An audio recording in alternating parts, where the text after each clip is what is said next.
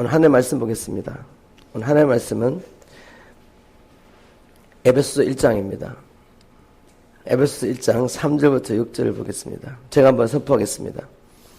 찬송하리로다. 하나님 곧 우리 주 예수 그리스도의 아버지께서 그리스도 안에서 하늘에 속한 모든 신령한 복으로 우리에게 복 주시되 곧 창세전에 그리스도 안에서 우리를 택하사 우리로 사랑 안에서 그 앞에 거룩하고 험이 없게 하시려고 그 기쁘신 뜻대로 우리를 예정하사 예수 그리스도로 말미암아 자기의 아들들이 되게 하셨으니 이는 그의 사랑하시는 자 안에서 우리에게 거저 주시는 바 그의 은혜의 영광을 찬미하게 하려는 것이라. 아멘. 오늘 이 말씀을 통해서 나는 누구인가 라는 제목으로 하나님의 말씀을 나눠보려고 합니다. 여러분 이제까지 살아오시면서 한 번이라도 진지하게 나는 누구인가 라는 질문을 해보셨습니까? 정말 진지하게 나는 누구인가. 저는 청소년 때 이 질문을 했습니다.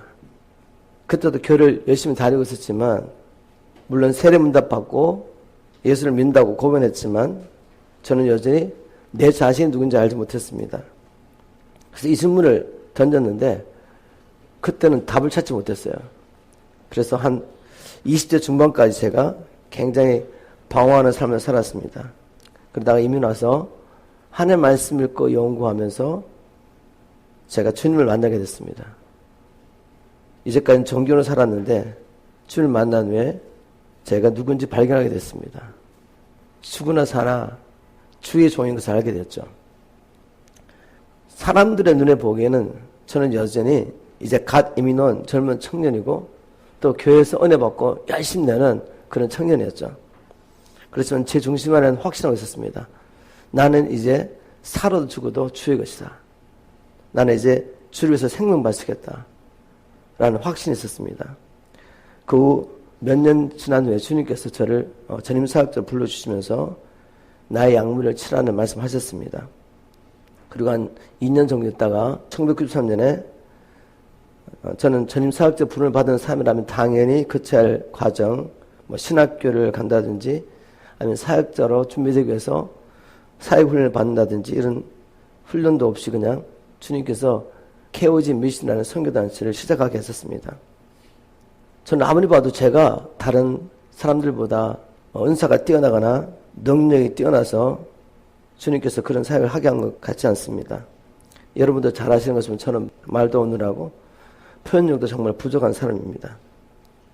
그럼에도 불구하고 주님께서 왜 부족한 저를 통해 그 일을 하셨을까 생각해보면 다른 것이 아니었습니다.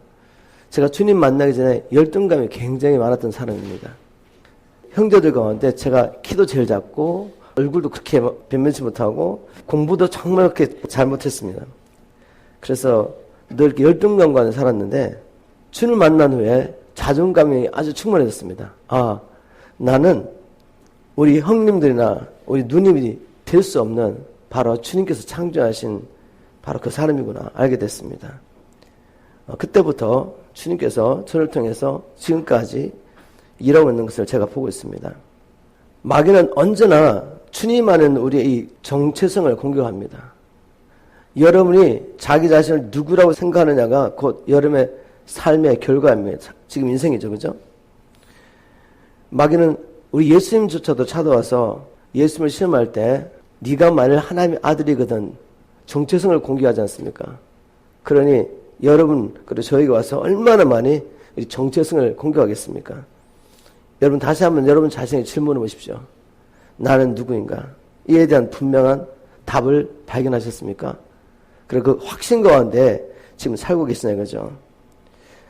아니면 막연히 하나님 위해서 살아야지 생각하고 있는데 정체성이 분명하지 않기 때문에 결국 마음에 소원이 있지만 삶이 따르지 않는 그런 안타까운 상황이었는지 한번 여러분 자신에게 질문해 보십시오. 몇 주 동안에 우리 에베소서 말씀을 함께 나눠보면서 주님 안에서 나의 정체성은 무엇인가? 나는 누구인가? 한번 찾아보고 무엇보다도 그 삶을 살아야 하는 저와 여러분 되길 주님으로 축복합니다. 에베소서 1장 1절에 보니까 바울은 자기 자신에 대해서 이렇게 말하고 있습니다. 에베소서 1장 1절 하나님의 뜻으로 말미암아 그리스도 예수의 사도된 바울은 자신을 그리스도 예수의 사도라고 선포했습니다. 그런데 이 사도됨이 자기 스스로 된 것도 아니고 또 누가 주님 안에 먼저 된 자가 세워준 것이 아니라 하나님의 뜻으로 말미암아 된 사도라고 말했습니다. 바울은 다른 12제자들과 달리 주님이 땅에 살아계실 때 주님이 친히 불러주셔서 사도가 된 사람이 아닙니다. 주님이 죽으시고 부활하시고 승천하신 후에 그때까지 바울은 예수 그리스도와 또 그분을 따른 제자들 핍박하던 사람이었죠. 그런데 주님께서 바울을 직접 불러주셨죠. 그래서 초대교회 당시 많은 사람들이 바울의 사도권을 도전했습니다. 물론 이 사람들 뒤에는 바울이 전하는 복음을 무너뜨리려고 하는 사단의 계략이 있었죠. 그때마다 바울은 흔들리지 않고 당당하게 이렇게 선포했습니다. 갈라디아서 1장 1절을 제가 읽어보겠습니다. 사람들에게서 난 것도 아니요 사람으로 말미암은 것도 아니요 오직 예수 그리스도와 및 죽은 자 가운데서 그리스도를 살리신 하나님의 아버지로 말미암아 사도된 바울은 얼마나 분명하게 내가 사도된 것은 사람으로 말미암은 것이 아니다. 하나님께서 나를 예수 그리스도 사도로 불러주셨다는 이 확신 가운데서 흔들리지 않고 핍박과 환란이 있었지만 복음을 전파하며 교회를 세워갔습니다. 우리도 만일 정체성이 흔들리지 않는다면 여러분의 삶은 분명히 믿는 대로 살 수 있을 겁니다. 아마. 그러나 하나님의 백성이라고 말하지만 정체성이 흔들리면 하나님의 약속을 이룰 수는 없어요. 이스라엘 민족을 보십시오. 그들이 400년 동안 애굽에서 종살이를 했지만 하나님이 그들을 구원하실 때 하나님의 군대라고 불러주십니다. 그것이 그들의 정체성이었죠. 하나님의 군대였습니다. 하나님이 함께 하신 군대, 하나님이 세우신 군대, 하나님의 능력과 권세가 함께하는 군대였죠. 이런 정체성을 하나님 주셨음에 불구하고 그들이 가나안 땅을 점령하지 못합니다. 왜요? 하나님이 주신 정체성을 버리고 자기 스스로 자기를 바라보니까 메뚜기 같다는 거죠. 가나안 땅에 살고 있는 가나안 족속들과 400년 동안 노예 생활하다가 나온 자신들을 비교해보니까 메뚜기 같은 사람들이죠. 바로 그런 정체성을 가지고 있으니까 결국 하나님이 가나안 땅을 약속해 주셨고 너희들 것이라고 했지만 취하지 못한 것입니다. 그리고 광야에서 다 죽었죠. 그죠? 자, 여러분 이것을 한번 여러분의 삶 가운데 한번 적용을 해보십시오. 하나님의 군대입니다. 여러분은.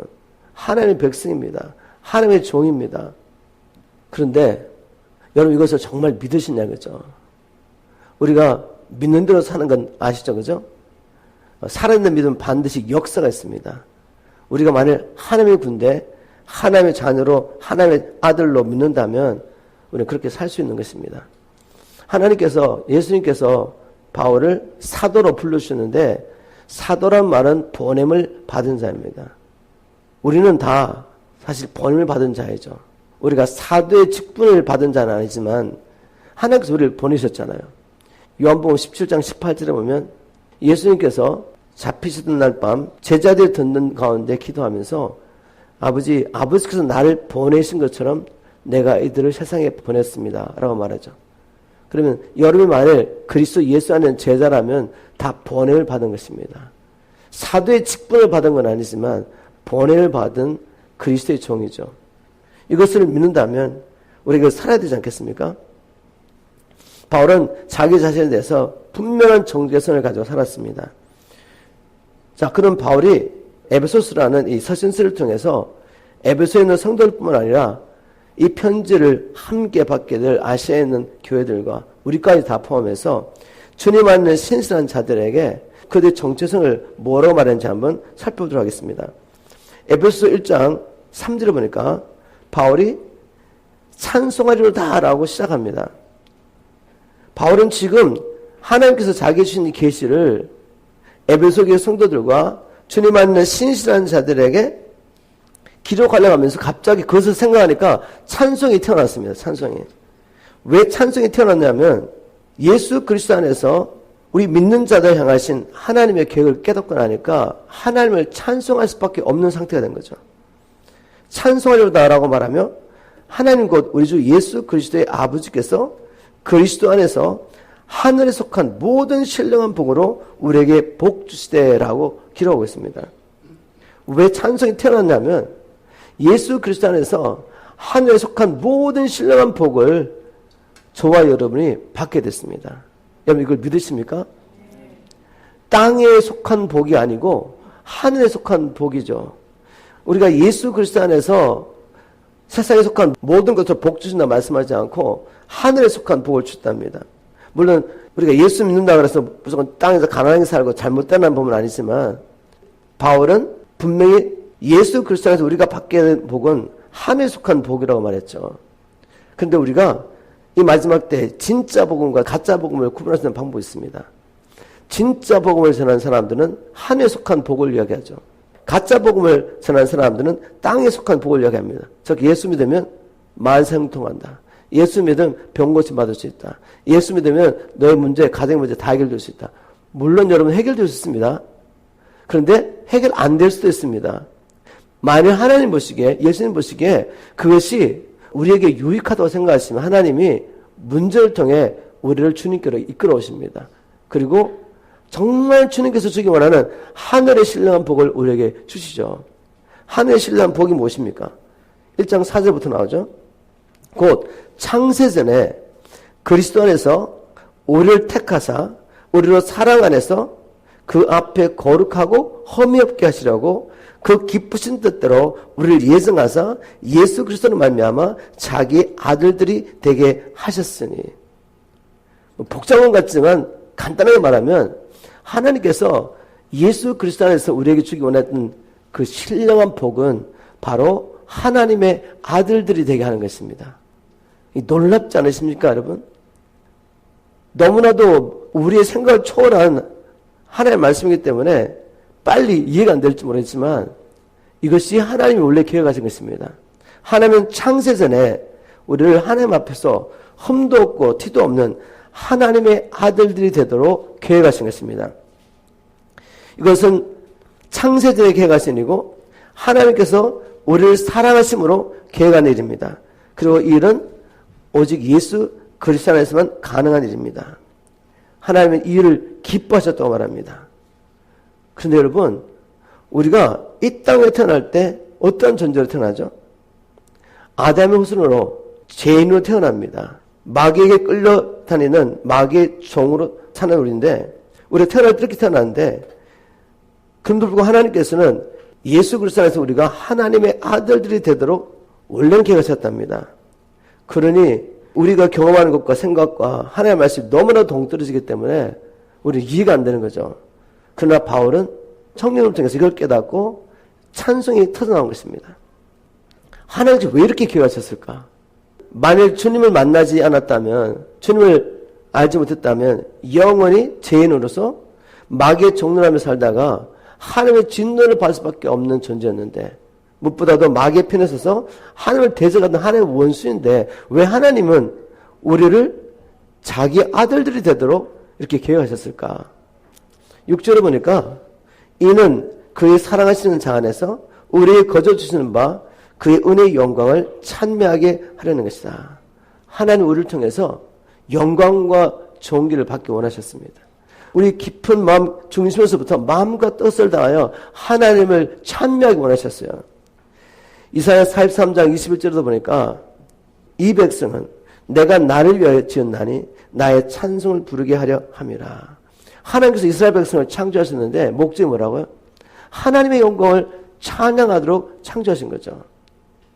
방법이 뭐냐면 영원히 하나님의 심판을 받을 수밖에 없는 우리를 자기의 독생자를 주시며 독생자를 대속물로 삼으시고 우리의 죄를 용서해 주시고 하나님의 아들들이 되게 하는 이 말도 안 되는 이 일을 통해서 하나님은 우리가 영원토록 하나님을 찬양할 수밖에 없도록 만드신 거죠.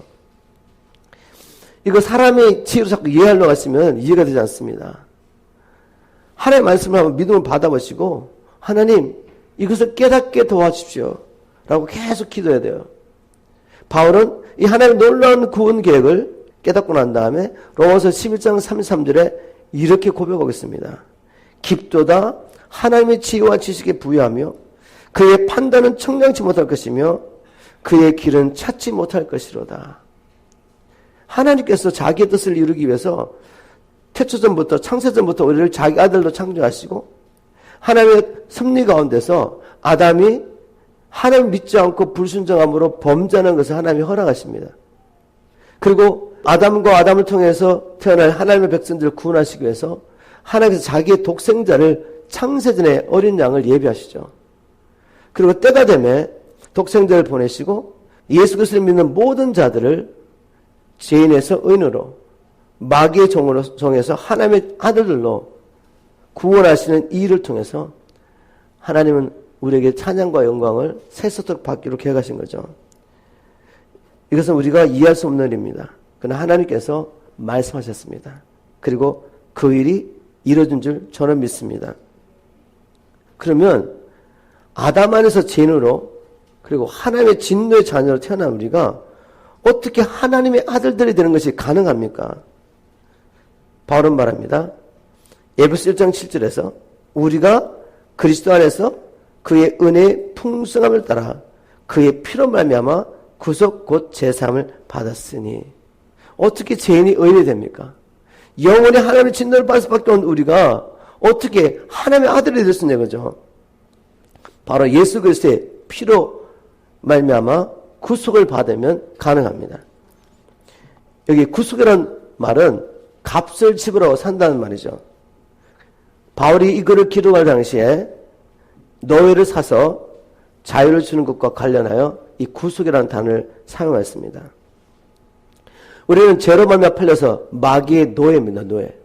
노예로 살고 있는 우리가 하나님의 아들이 되려면, 즉 하나님의 소유, 하나님의 것이 되려면은 반드시 값을 지불해야 됩니다. 노예 값을. 죄값이죠. 죄값이 뭐죠? 죄의 삭은 사망입니다. 내가 죽지 않으면 끝나지 않는 거죠. 그런데 다른 사람이 또 나를 왜 죽을 줄 수 없어요. 왜? 우리는 모두 죄 가운데 태어나서 자기 죄에 인하여 죽어야 하기 때문에. 그런데 죽음이라는 것이 단순히 우리 전제가 소멸되는 게 아니잖아요. 죽으면은 세 가지가 있다고 그랬죠. 영적인 죽음. 아담이 하나님 앞에 범죄하는 바로 그 순간에 죽었습니다. 즉 영적인 죽음이 온 거죠. 하나님과 교제의 단절, 생명이신 주님부터 끊어진 거죠. 그리고 그 다음에 육신의 죽음이 왔습니다.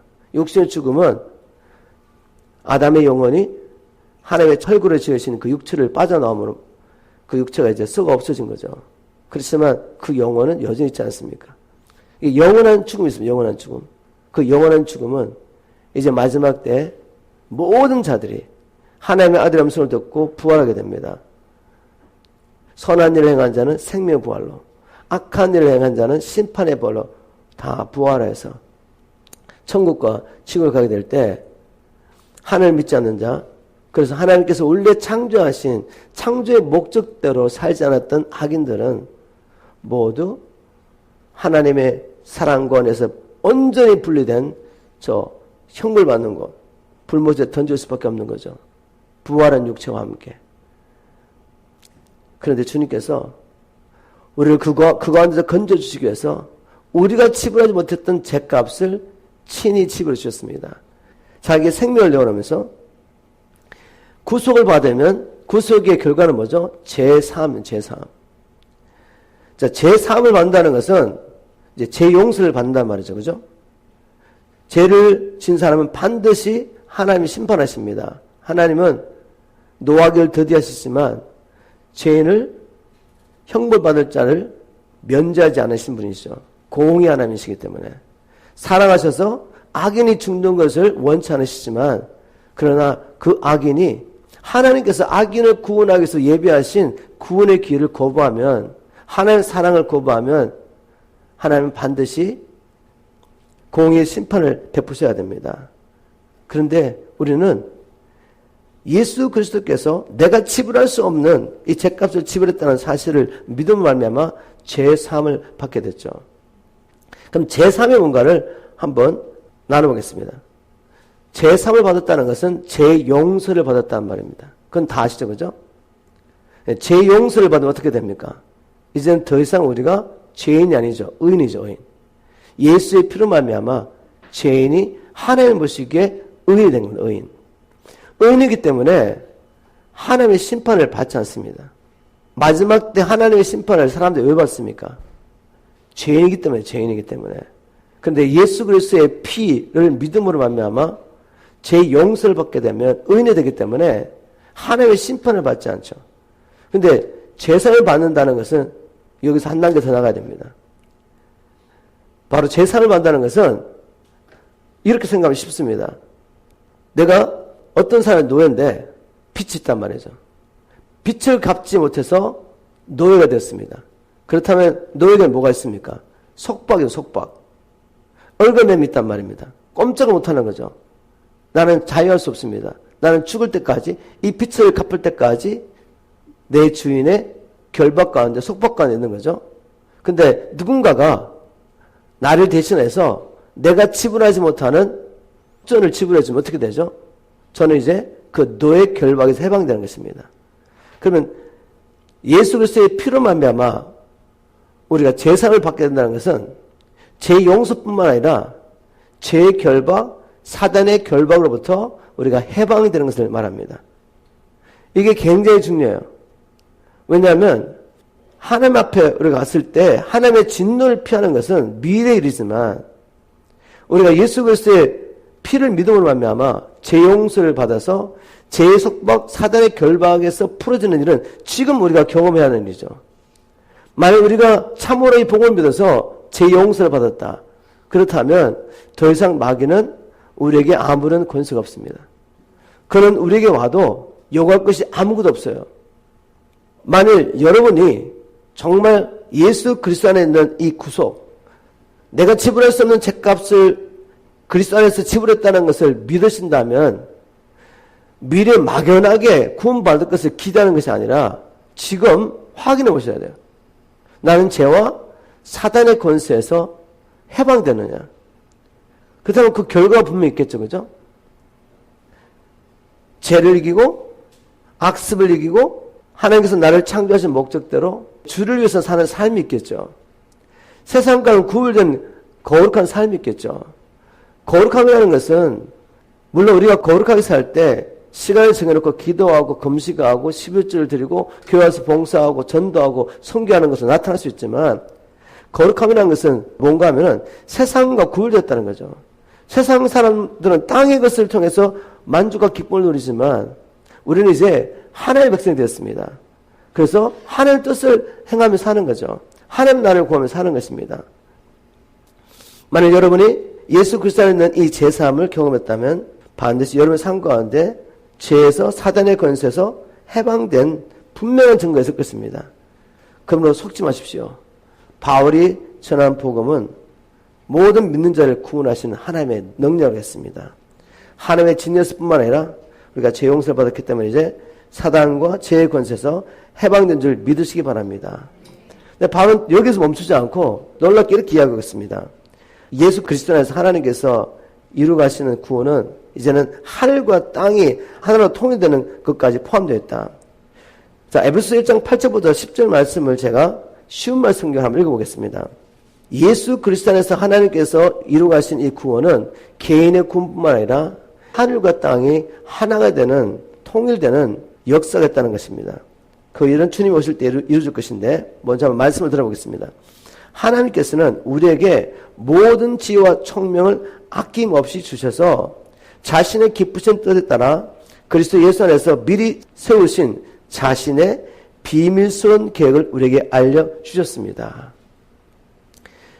여러분, 예수 그리스도를 통해서 우리를 구원하시는 하나님의 이 계획은 비밀스러운 것입니다. 사람이 자기 지혜로 도무지 이해할 수가 없어요. 제가 어제도 한 권사를 만났습니다. 아니, 하나님이 사랑이시라면 어떻게 하나님께서 어떤 사람을 위해서 저 영원히 형벌 받을 것을 만들어 놓으셨는 거죠. 그래서 하나님에 대해서 막 분노가 있는 거죠. 그래서 제가 이렇게 말했습니다. 권사님이 아무리 천국과 지옥이 없다고 믿으셔도 천국과 지옥이 있는 것입니다.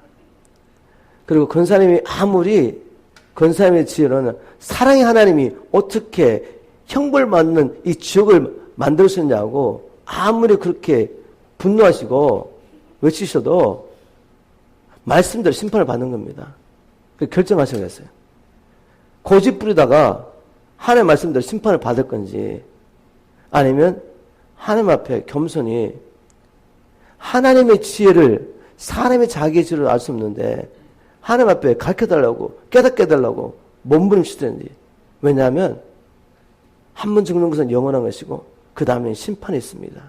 그리고 심판은 사람의 지혜대로 하지 않습니다. 사람이 논리대로 하지 않습니다. 하나님의 말씀대로 분명할 것입니다. 자, 그분의 문제가 뭐죠? 하나님의 비밀을, 하나님 우리를 구원하신 비밀을 자기 인간의 이성으로 이해하려고 했습니다. 그럼 반드시 마귀의 덫에 걸리게 됩니다. 여러분, 우리라는 존재가 누굽니까 도대체? 그리고 하나님은 누구시죠? 하나님은 하늘과 땅과 거기 충만한 모든 걸 창조하신 분이십니다.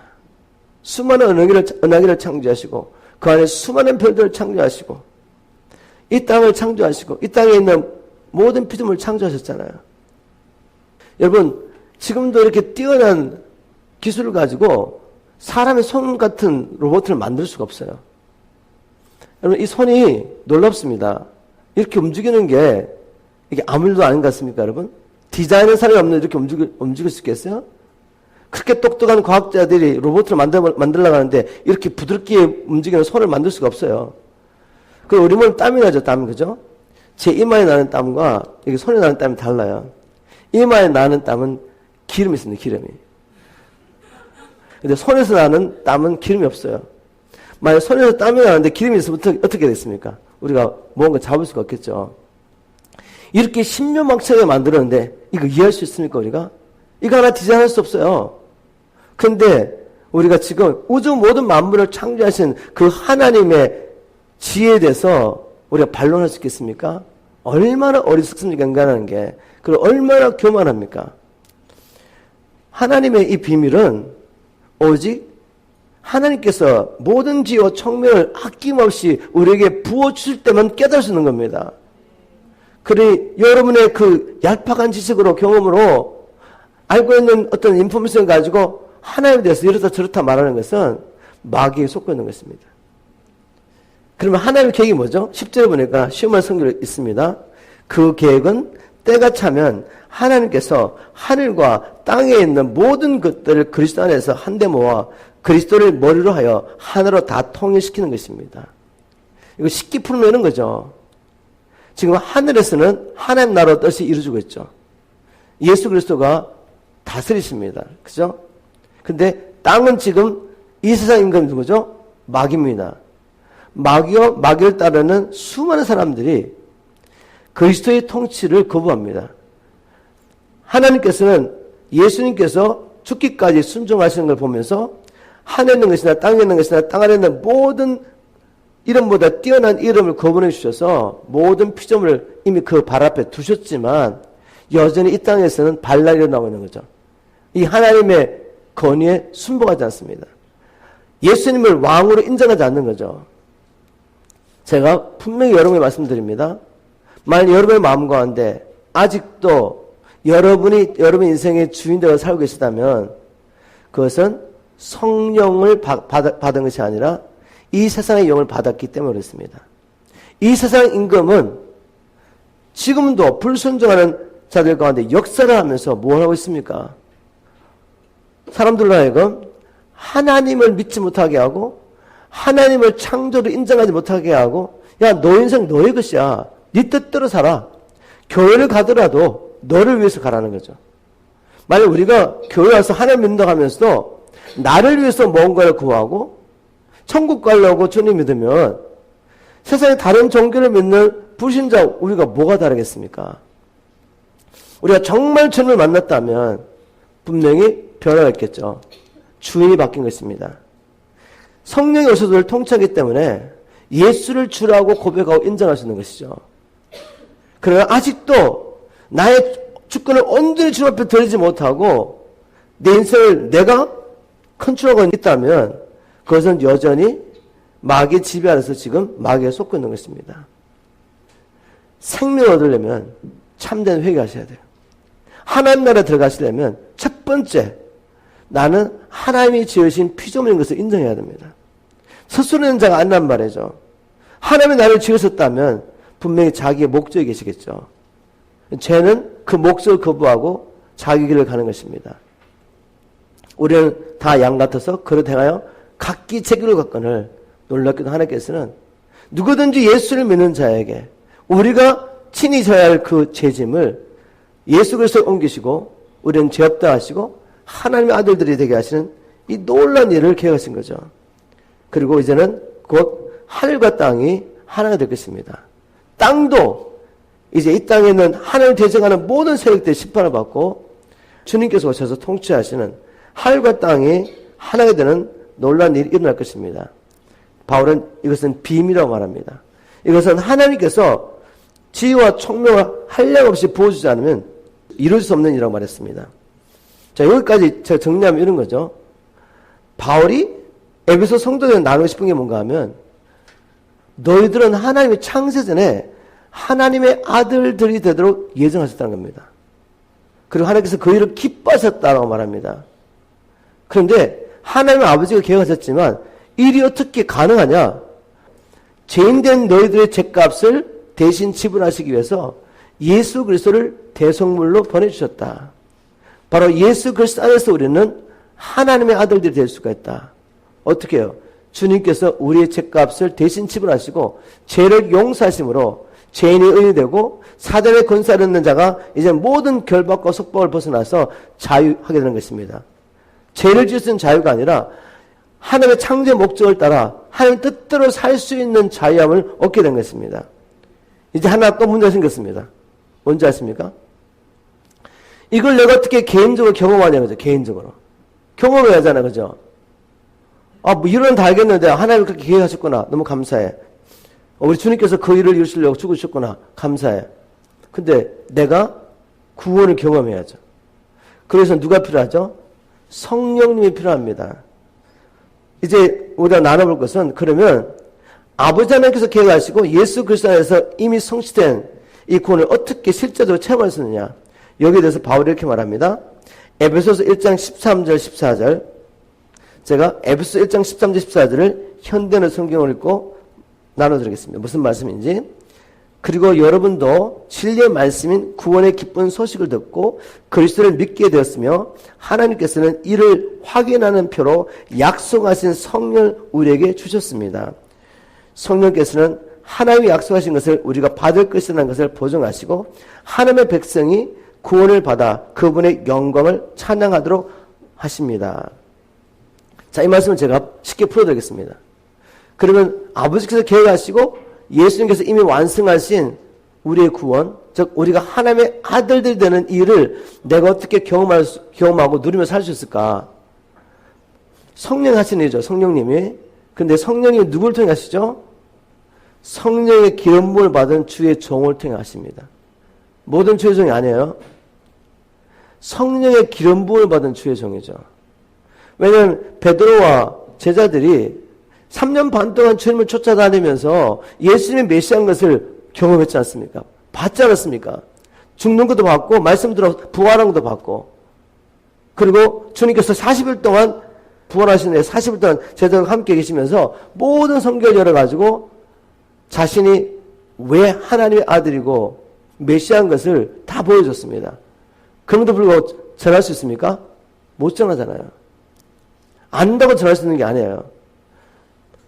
예수님께서 약속하셨죠. 오직 성령이 너희에게 임하시면 너희가 권능을 받고 예루살렘과 온 유다와 사마리아와 땅끝까지로 나의 증인되리라. 요한복음에서도 성령이 너희에게 임하시면 그가 나에 대해서 증거할 것이다. 요한복음 15장 26절 약속하셨죠. 그러면 결국 이 복음, 주님께서 예비하신 이 복음을 전하는 일은 성령님의 사역입니다.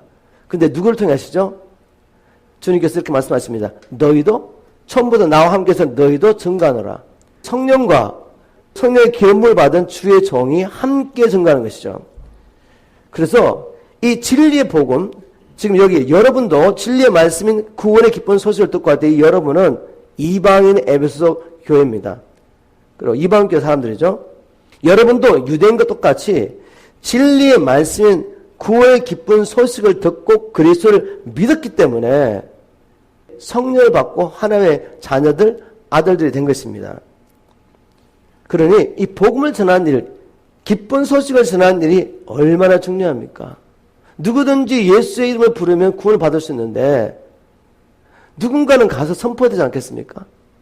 그리고 그 선포한 말씀을 듣고 믿어야지 뭐 예수 이름을 부른다 할 거 아니겠습니까?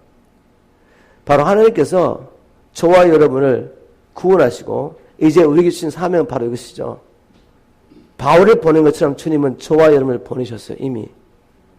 마태복음 28장 18절부터 20절 말씀.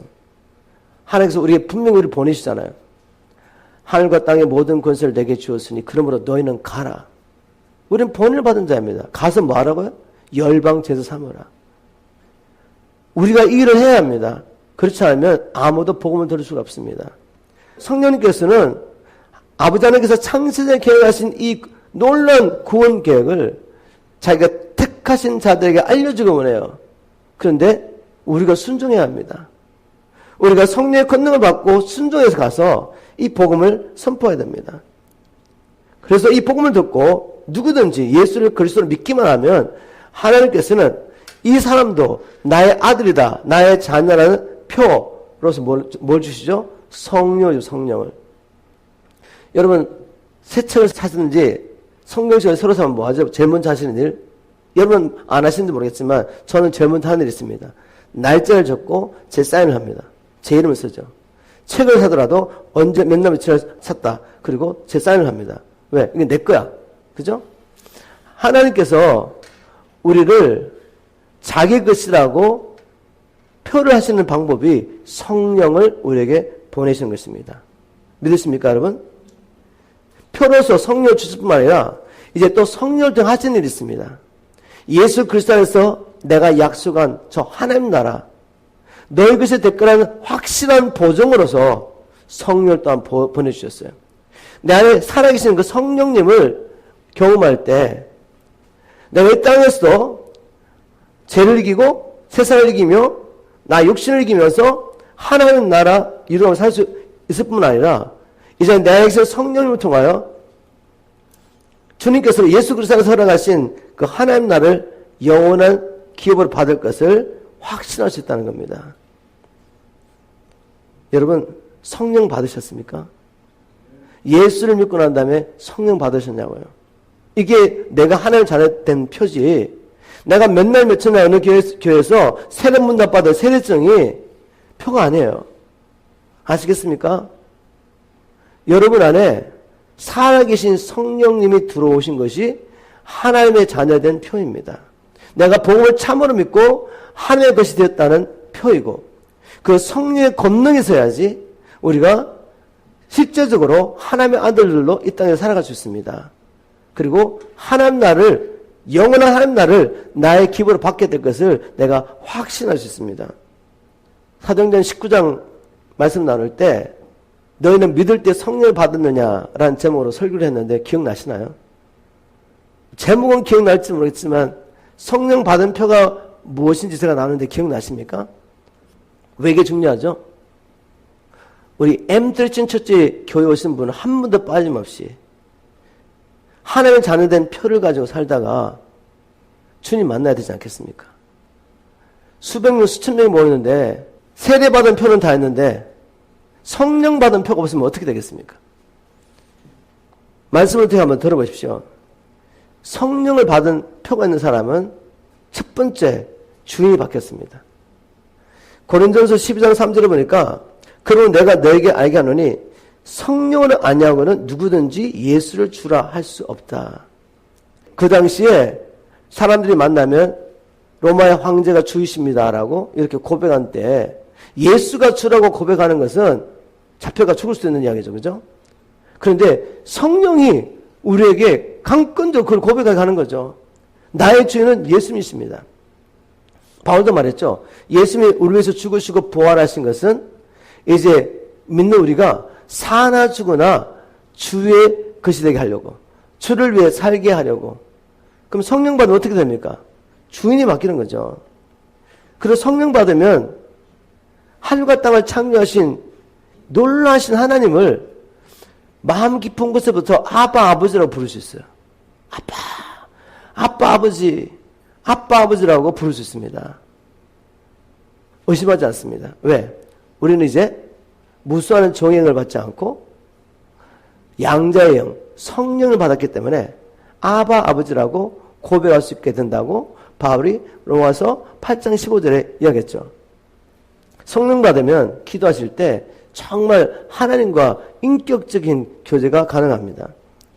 그리고 성령 받은 사람들은 실제적으로 하나님의 사랑을 경험합니다. 하나님의 사랑이 이론이 아니라 실제가 되죠. 로마서 5장 5절에도 소망이 부끄럽게 아니하면 우리 계신 성령으로 말미암아 하나님의 사랑이 우리의 마음에 분바됨이니라. 특별히 복음을 전하면서 핍박과 환난이 있을 때 그때 핍박과 환난 가운데서도 계속해서 믿음을 지킬 수 있도록 우리 안에서 성령을 통해서 하나님의 사랑을 부어주니까 하나님의 사랑은 모든 두려움을 몰아냅니다. 사랑하는 두려움이 없어요. 그래서 복음 때문에 핍박을 받고 감옥에 들어가고 목병을 받아도 두려워하지 않고 거기를 갈 수 있는 거죠. 성령 받은 증거입니다. 그 외에도 너무 많은 증거도 있지만 성령을 받으면 증인의 삶으로 살게 되고 또 성령의 열매가 나타납니다.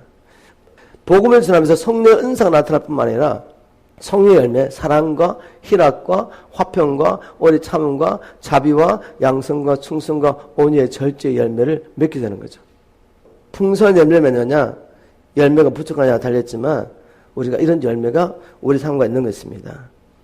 여러분 자신을 한번 시험해 보시기 바랍니다. 나는 성령을 받았나? 제가 뒷부분은 다음 주 하기로 하고 여기서 말씀을 맺도록 하겠습니다. 제가 처음에 여러분 나눴던 질문 있죠. 여러분 자신을 누구라고 하십니까? 여러분이 만일 그리스도 안에 있다면 하나님의 아들들이죠. 하나님의 자녀들입니다. 아무리 연약하게 보여도 아니 이렇게 사는데 내가 하나님의 자녀라고 말할 수 있을까? 예, 여러분 그렇게 사시는 것은 정체성이 아직 온전히 세워지지 않았기 때문에 그렇습니다. 마귀는 내 연약함을 통해 계속해서 들어와서 나를 공격하며 야 네가 이렇게 사는 하나님의 자녀야? 하나님의 아들이라고 공격하죠. 그러나 여러분 기억하십시오. 저와 여러분이 하나님의 자녀 된 것은 우리의 경륜과 능력으로 된 것이 아닙니다. 예수 그리스도를 믿음으로 말미암아 그분 안에서 그분과 연합했기 때문에 우리가 하나님의 아들이 된 것이죠. 자녀가 된 것입니다. 우리의 정체성을 공격하는 마귀와 우리가 싸워서 이길 수 있는 방법은 바로 이런 성령의 금을 들고 싸우는 것입니다. 하나님 앞에 기도하십시오. 하나님, 지혜와 계시의 영을 주셔서 사람이 자기의 지혜를 알 수 없는 이 하나님의 비밀, 예수 그리스도를 통해서 우리를 구원하시는 하나님의 구원을 알게 하시고 이제 곧 하늘과 땅이 온전하게 되어서 예수 그리스도의 왕권을 거부하는 모든 자를 심판하시고 예수 그리스도가 하늘과 땅에 온 하나님 나라를 통일하시고 다스리는 그날이 곧 올 것입니다. 그때 우리가 주의 음성을 듣고 부활하여서 주님의 영광스러운 몸처럼 우리도 영화롭게 되어서 이 땅에 와서 그리스도와 함께 1000년 동안 세세토록 왕노라는 은혜길을 주임으로 간절히 축원합니다.